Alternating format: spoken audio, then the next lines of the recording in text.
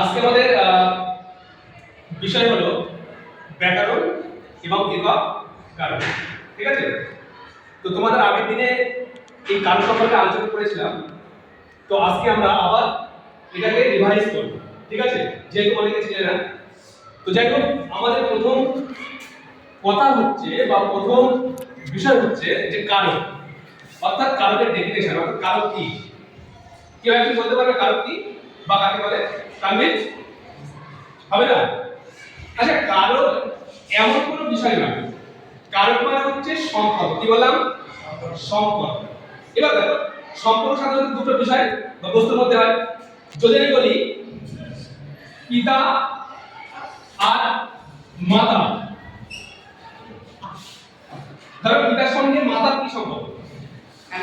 পিতা, তাই তো? পিতা মাতা, পিতার সাথে মনে করো কন্যা, পিতার সঙ্গে কন্যার কি সম্পর্ক? এই যে পিতার সঙ্গে কন্যার ভূমিকা কন্যা, তাই তো? ঠিক তেমনি ভাবে দেখো এখানে দুটো জিনিসের মধ্যে সম্পর্ক হচ্ছে। কয়টা জিনিসের মধ্যে? একটা পিতা, একটা কন্যা। ঠিক আছে, ঠিক তেমনি ভাবে কারকেও এখানে সম্পর্ক জিনিসটা মাথায় রাখবে। সম্পর্ক এখানে কিন্তু দুটো বিষয়ের মধ্যে সম্পর্ক। কি কি? নামপদ, নামপদ সঙ্গে ক্রিয়াপদের, নামপদ প্লাস ক্রিয়াপদ। দেখো এই যে নামপদ আর ক্রিয়াপদ, ঠিক আছে? তাহলে এই যে নামপদের সঙ্গে ক্রিয়াপদের যে সম্পর্ক, তাকে বলা হয় কারণ। ক্লিয়ার? কে বুঝতে পারবে বলো? তামিল?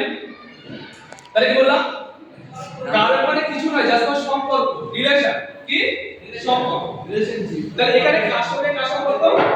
কার সঙ্গে কার সম্পর্ক? নামপদের সঙ্গে ক্রিয়াপদ। এই নামপদের সঙ্গে ক্রিয়াপদের সম্পর্ককে বলা হয় কারণ। ক্লিয়ার? আরো সহজ করে বলতে এই সম্পর্কটা কেমন হয়? এই সম্পর্কটা কেমন হয় আমি বলছি, একটা বাক্য লিখতে থাকি। তারপরে ধরো আমি একটা বাক্য লিখছি, রাজশ্রী প্রতিদিন প্যাকেট থেকে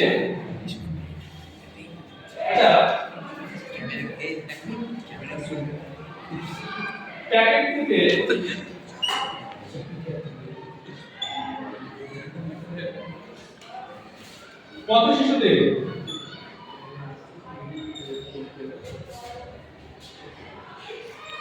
মিষ্টি বিতরণ করে?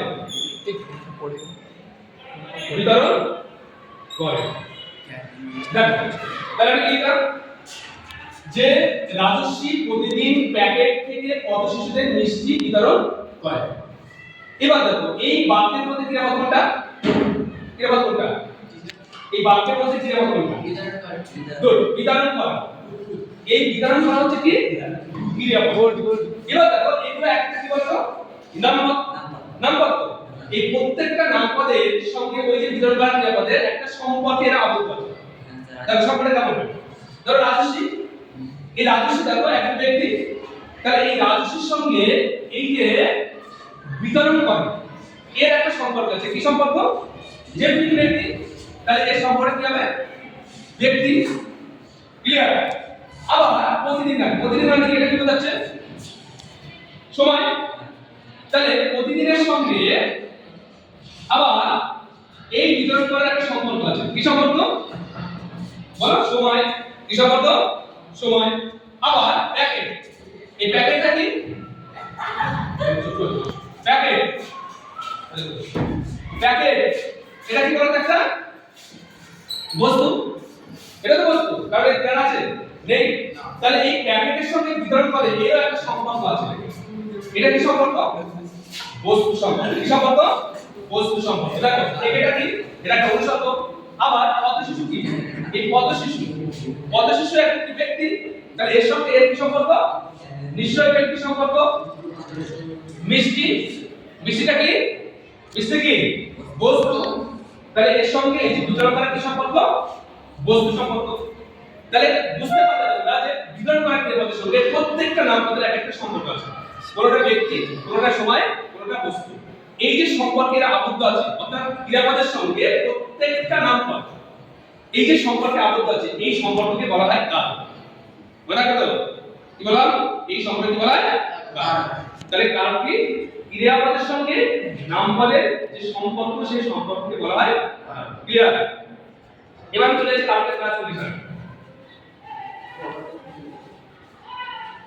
পাওয়ার খোলা